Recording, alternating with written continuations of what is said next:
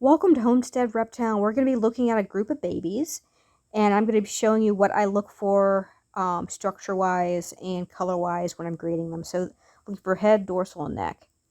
So this baby we have here is our first we're looking at. So I go through a checklist. So if an animal has a visual deformity, it's immediately kicked out. I look for the neck, head, color, pattern, dorsal girth.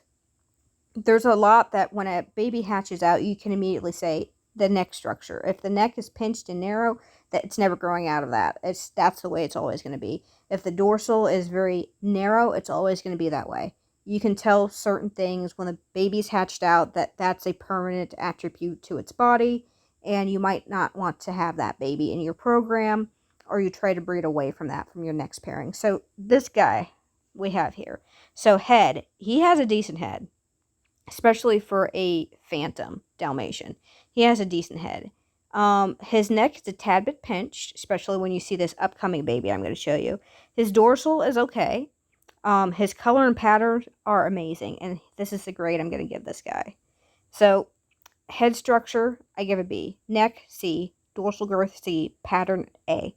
So, for being, and his nickname Shadow, for being 3 grams, he has a lot I love, and then he has a lot I dislike. And that's really because of the pair that I use, but also the fact that he's a Dalmatian Phantom, hopefully super Dalmatian. I can complain about their poor structure.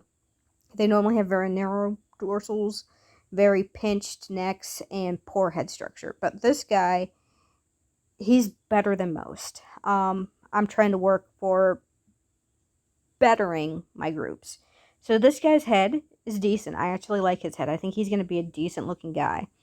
The dorsal, like I said, isn't bad. It's not the worst I've seen, but it could be a lot better, especially when I compare it to this baby right here.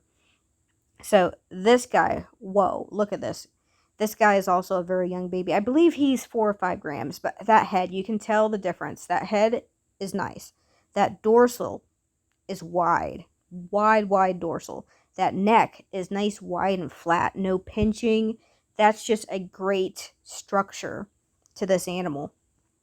Really great. Color and pattern. It's okay. Now, I don't grade too much on color and pattern, especially at this age. If they have it, they have it. If they don't, they don't, but doesn't mean they can't grow into it. It's most likely they're going to grow into it. So this guy has some really nice attributes I love. His color is slowly coming in. He has decent color for his age, and he's likely to be a super soft. Now, like I said, that dorsal is wide, the neck is flat, the head structure is good, the color is good, the pattern is good. He has a lot going for him, especially when you look back at the Dalmatian baby. But Shadow versus what I like to call Cloud Hopper for now, because his little patterns kind of look like little hopping clouds. So he's just a great, well put together animal. I really like the structure. I like the color. I think that's going to just improve as he ages, and I got pooped on. That's nice. So he also left me a present. But this guy is just a great altogether put together gecko, and I'm just in love with this one so far. So I'm keeping a hold of this guy. I'm going to watch this guy grow up quite a bit longer. So I have my eyes on this one to be an actually excellent gecko.